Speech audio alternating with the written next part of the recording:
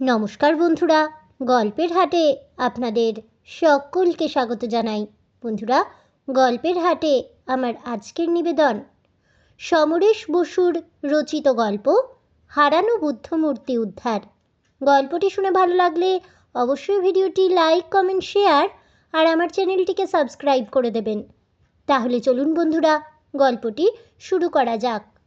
গল্প পাঠে আমি বৈশালী, আর আপনারা শুনছেন আজকের গল্প হারানো বুদ্ধমূর্তি উদ্ধার। গুগলের দার্জিলিং বেড়াতে যাওয়াটা নানা দিক থেকেই মনে রাখবার মতো। দার্জিলিং থেকেই যাওয়া হয়েছিল কালিম্পং। সেখানে এক তিব্বতী বৌদ্ধ মঠে তো একটা সাংঘাতিক খুনের ঘটনাই ঘটে গিয়েছিল, তাও আবার গুগলের চোখের সামনেই। এক লামা আর এক লামাকে পিছন থেকে ছুরি ছুঁড়ে মেরেছিল। কালিম্পং থেকে আবার দার্জিলিংয়ে ফিরে আসা, তারপরে নিমন্ত্রণ পেয়ে বেড়াবার ধুম পড়ে গেল। পাহাড়ে পাহাড়ে বেরিয়ে বাবা বেশ হাঁপিয়ে পড়লেন। হোটেলে ঢুকেই বললেন, আমি আর কোথাও বেরোচ্ছি নে, এখন কয়েকদিন চুপচাপ বিশ্রাম করব। মায়েরও সেই অবস্থা। গুগল বলল, তাহলে আমি কি করব? মা বললেন, তোমার জন্য তো ঘোড়া রয়েছেই, তুমি ঘোড়া চেপে বেড়াবে আর গায়ে ঘোড়ার গন্ধ নিয়ে ফিরে আসবে। কিন্তু মনে রেখো, ম্যালের সমতম ছাড়া আর কোথাও যাবে না। কালিম্পং যাবার আগে চলা পাহাড়ে ঘোড়া নিয়ে চলে গেছিলে, ওরকম কিছু করতে যেও না। কিন্তু বাবা মার বিশ্রাম করা হলো না। বাবার পরিচিত ভদ্রলোকের সংখ্যা এত, প্রায় রোজই কোনো না কোনো বাড়িতে নিমন্ত্রণ লেগেই রইল। দার্জিলিংয়ে ছিলেন বাবার এক উকিল বন্ধু, নাম শচীন মৈত্র। তিনি কোর্ট থেকে ফেরার পথে বাবার সঙ্গে হোটেলে গল্প করতে আসতেন। তার বাড়িতেও একদিন নিমন্ত্রণ হলো। গুগল মিস্টার মৈত্রের কথা আগে থেকেই জেনেছিল। ওর অদ্ভুত সব জিনিস সংগ্রহ করার বাতিক আছে। সেসব জিনিসের দাম এমনিতে বেশি নয়, অথচ দাম দিয়েও নাকি সেসব জিনিস পাওয়া যায় না। অতি দুর্লভ, দুষ্প্রাপ্য সব জিনিস, যা মানুষের মনে কৌতূহলের সৃষ্টি করে। গুগল জানত ওটাকে কিওরিং সংগ্রহ করা বলে। মিস্টার মৈত্র ভারতবর্ষের যেখানে যখন গিয়েছেন সেখান থেকেই কিছু না কিছু সংগ্রহ করে এনেছেন। তার মধ্যে রাজস্থানের আদিবাসী মেয়েরা গলায় যে পাথরের মালা ব্যবহার করে তাও যেমন আছে, তেমনি সিকিমের রাজপ্রাসাদের রাজার দেহরক্ষীর বিশেষ তলোয়ারও আছে। সেই তলোয়ারটা তিনি রাজার কাছে চেয়ে এনেছিলেন। রাজা নাকি তাকে খুশি হয়েই সেটা দান করেছিলেন। তাছাড়া দার্জিলিং, কালিম্পং, গ্যাংটক এসব জায়গায় নাকি বিস্তর আরও অদ্ভুত সব কিওরিং সংগ্রহ হয়। মিস্টার মৈত্রের বাড়িতে যেদিন গুগলরা নিমন্ত্রণ খেতে গেল, সেই দিন গুগল তার অদ্ভুত সংগ্রহ সব জিনিস দেখল। গুগলের উৎসাহ দেখে উনি নিজেই সব কিছু দেখালেন। চীন, জাপান, বার্মা, এশিয়ার নানা মুলুকের তামার আর রূপোর টাকা পয়সা তো ছিলই, যাকে বলে মুদ্রা।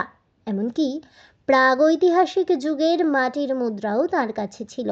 সোনার উপর ছোটোখাটো জিনিসও কম ছিল না। ড্রাগনমুখ আংটি থেকে তিব্বতী নানা পাথরের জিনিস, বিচিত্র সব পশুর নখ, ল্যাজ, নানা দেশের পোশাক, টুপি, মহিলাদের ব্যবহারের অদ্ভুত সব মাথার ক্লিপ, ব্রোচ, কিছু আর বাকি নেই। এমনকি অদ্ভুত দেখতে সব নানা দেশি দোয়াত কলমবাদ ছিল না। তার মধ্যে একটা জিনিস গুগলের খুবই অদ্ভুত মনে হয়েছিল। মাত্র 1.5 ইঞ্চি লম্বা একটি বুদ্ধ মূর্তি, সেটা তামার তৈরি, কিন্তু বুদ্ধের গলার কাছ থেকে টান দিলেই মাথাটা খুলে যায়। মাথার ভিতর দিকে একটা চকচকে পাথর, অনেকটা হীরের মতোই দেখতে, আর সেই হীরের গায়ে লাগানো আছে চকচকে সরু একটা ছুঁচ। গুগল অবাক হয়ে জিজ্ঞেস করল, এটা কি? গুগল একলাই দেখছিল না। মিস্টার মৈত্রের বন্ধু এবং গুগলের বাবারও বিশেষ পরিচিত মিস্টার গাঙ্গুলিও দেখছিলেন। গুগলের কথা শুনে মিস্টার মৈত্র বললেন, আমাকে যে এটা দিয়েছিল সে একজন তিব্বতী রিফিউজি। এটার জন্য সে মাত্র 50 টাকা দাম নিয়েছিল। আমি তাকে জিজ্ঞেস করেছিলাম, এই ছুঁচটা এভাবে পাথরে গাঁথা কেন? জবাবে সে বলেছিল, আসলে বুদ্ধের শরীরের ভেতরের অংশে যে ফাঁপা জায়গাটা রয়েছে ওর মধ্যে একরকম আঠার মতো বিষ থাকে। ছুঁচটা সেই বিষের আঠায় গোঁজা থাকে। ছুঁচটা মাত্র ইঞ্চি খানেক লম্বা বটে, কিন্তু ওটা দিয়ে কারোর গায়ে ফুটিয়ে দিলে সে কয়েক মিনিটের মধ্যেই মারা যাবে। বাবা বলে উঠলেন, কি সাংঘাতিক! না ভাই মৈত্র, এসব মারাত্মক জিনিস তোমার কেনা উচিত হয়নি, এসব তো খুনিরা ব্যবহার করে।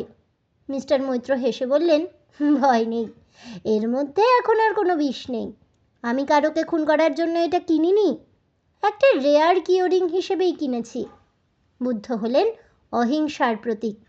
আর দেখো, তারই ছোট্ট একটা তামার মূর্তির মধ্যে কি ভীষণ মারণাস্ত্র লুকিয়ে রয়েছে।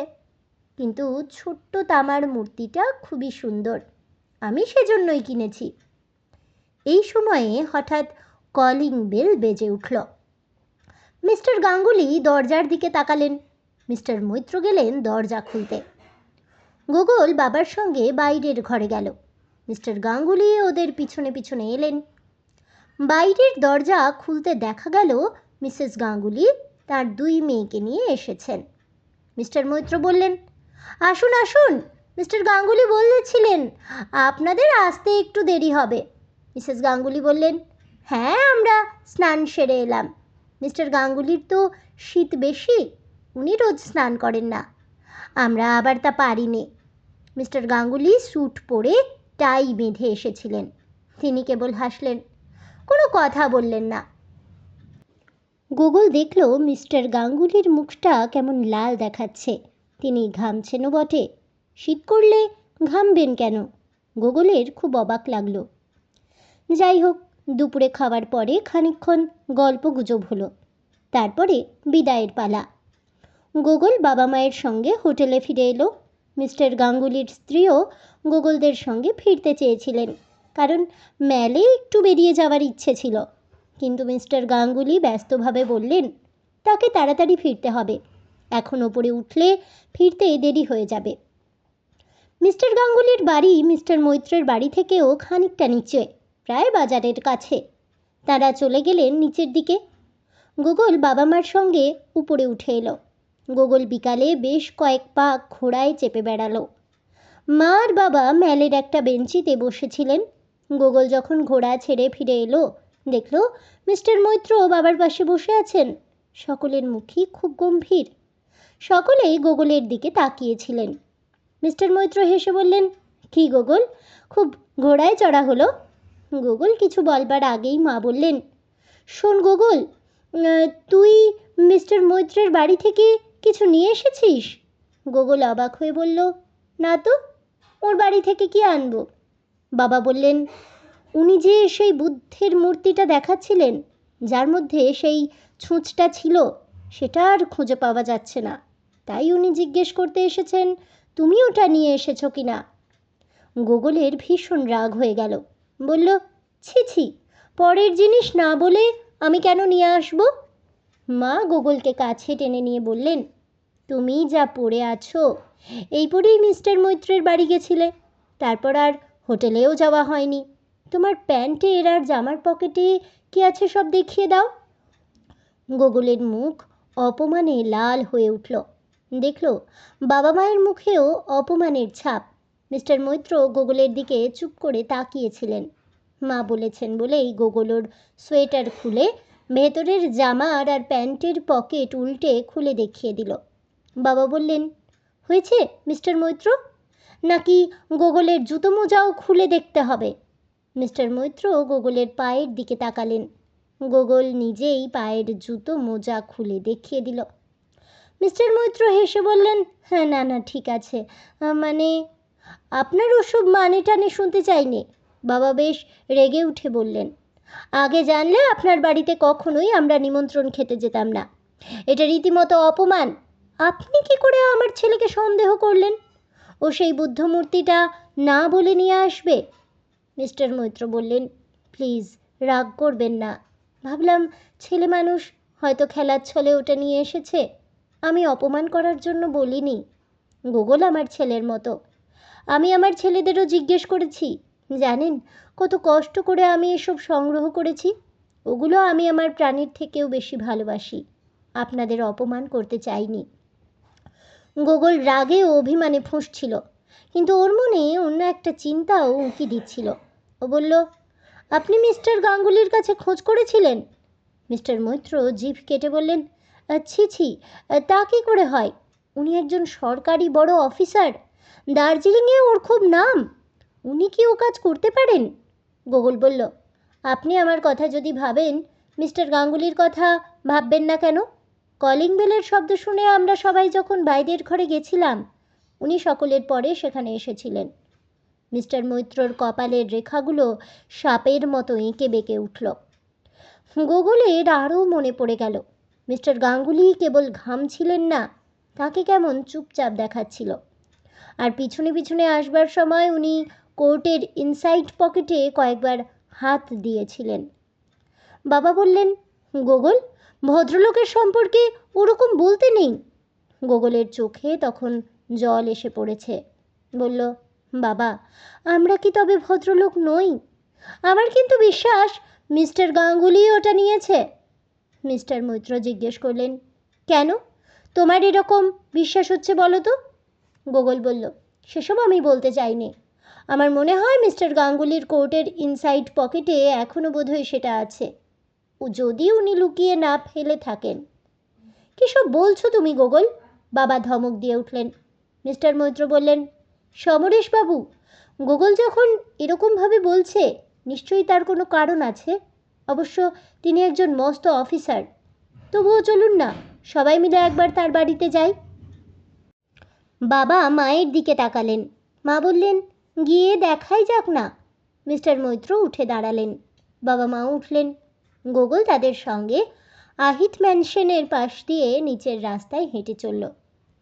বাজারের কাছাকাছি মিস্টার গাঙ্গুলির বাড়ি পৌঁছতে সময় লাগলো প্রায় 15 মিনিট। সামনের কাচের দরজা জানালা বন্ধ ছিল। কলিং বেল টিপতেই একজন নেপালি মেয়ে এসে দরজা খুলে দিল। ভিতরে ঢুকে দেখা গেল মিস্টার গাঙ্গুলি পাজামার উপরে সোয়েটার আর শাল চাপিয়ে বসে একটা ম্যাগাজিন পড়ছেন। সবাইকে দেখে খুব অবাক হয়ে গেলেন। গোগল দেখল তার চোখে মুখে একটা ব্যস্ত ত্রস্ত ভাব। উঠে দাঁড়িয়ে বললেন, কি ব্যাপার? আসুন আসুন, বসুন।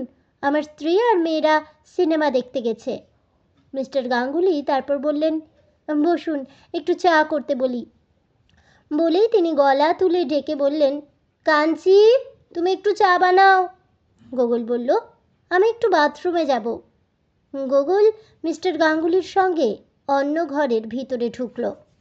সেটা একটা শোবার ঘর। ঘরের সঙ্গেই বাথরুম।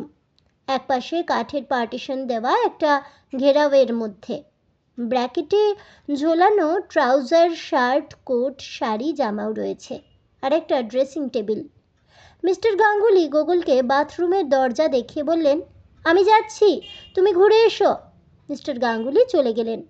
গোগল বাথরুমের দরজা পর্যন্ত গেল। মিস্টার গাঙ্গুলি চলে যেতেই ও কাঠের পার্টিশনের মধ্যে ঢুকে গেল। মিস্টার গাঙ্গুলি যে কোটটা পরে গিয়েছিলেন সেটা ওর চোখে পড়ল। প্রত্যেকটা পকেট হাতড়ে সেই বুদ্ধ মূর্তি পেল না। গোগলের লজ্জা আর ভয় দুই হলো, কিন্তু ওর বিশ্বাস একেবারে অনড়। ও পাগলের মতো মিস্টার গাঙ্গুলির সব ট্রাউজার আর পকেট হাতড়াতে লাগলো। শেষ পর্যন্ত একটা নীল জ্যাকেটের পকেটে হাত ঢোকাতেই একটা কাগজের প্যাকেট পাওয়া গেল। গোগল প্যাকেটটা খুলতেই বেরিয়ে পড়ল সেই বুদ্ধ মূর্তি। ওর বুকের মধ্যে তখন ধক ধক করছে, নিঃশ্বাস পড়ছে জোরে জোরে। তাড়াতাড়ি সেটা নীল জ্যাকেটের পকেটে ঠিক জায়গায় রেখে ফিরে গেল বসবার ঘরে। মিস্টার মৈত্র, বাবা মা সবাই ওর দিকে তাকালেন। মিস্টার গাঙ্গুলি বললেন, কি গোগল, কোনো অসুবিধা হয়নি তো? গোগলের মুখ লাল। ওহ, মিস্টার মৈত্রের পাশে বসে বলল, না না, আমাকে একটা কাগজ পেন্সিল দেবেন? মিস্টার গাঙ্গুলি হেসে জিজ্ঞেস করলেন, হ্যাঁ নিশ্চয়ই দেব, কি করবে? গোগল বলল, আমি একটা চিঠি লিখব। মিস্টার গাঙ্গুলি হেসে উঠে কাছের টেবিল থেকেই কাগজের প্যাড আর পেন্সিল এনে দিয়ে বললেন, সত্যি আমাদের মাঝখানেও আর কি করবে? নিশ্চয়ই কলকাতার কোনো বন্ধুকে চিঠি লিখবে। গোগল কিচ্ছু বলল না। মায়ের দিকে একবার দেখল, তারপর কাগজের প্যাড কোলের ওপর রাখল। মিস্টার গাঙ্গুলি তখন এবারের মে মাসেও দার্জিলিংয়ে কেমন শীত সে কথা বাবাকে বলছিলেন। মিস্টার মৈত্রের চোখ গোগলের কোলে রাখা কাগজের প্যাডের দিকে। গোগল লিখল, বুদ্ধ মূর্তিটা শোবার ঘরের ব্র্যাকেটে নীল জ্যাকেটের পকেটে রয়েছে। মিস্টার মৈত্র হঠাৎ বিষম খেয়ে কাশতে আরম্ভ করলেন।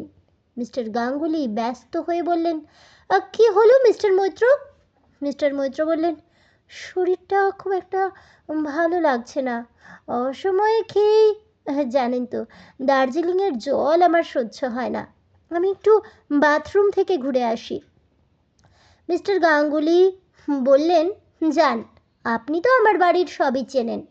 হ্যাঁ হ্যাঁ, আমাকে আর কিছু চেনাতে হবে না স্যার, বলেই মিস্টার মৈত্র উঠে গেলেন। নেপালি মেয়েটি ট্রেতে করে চায়ের কাপ আর ঢাকনা দেওয়া টিপটটা সাজিয়ে এনে টেবিলে রাখল। মিস্টার গাঙ্গুলি সকলের কাপে চা ঢেলে দিলেন। মিস্টার মৈত্র ফিরে এলেন। তার দুই চোখ খুশিতে জল জল করছে। গোগলের পাশে এসে বললেন, গোগল কাগজের প্যাড থেকে লেখা কাগজটা ছিঁড়ে নিল। মিস্টার গাঙ্গুলি বললেন, কি হলো, চিঠি লেখা হয়ে গেল?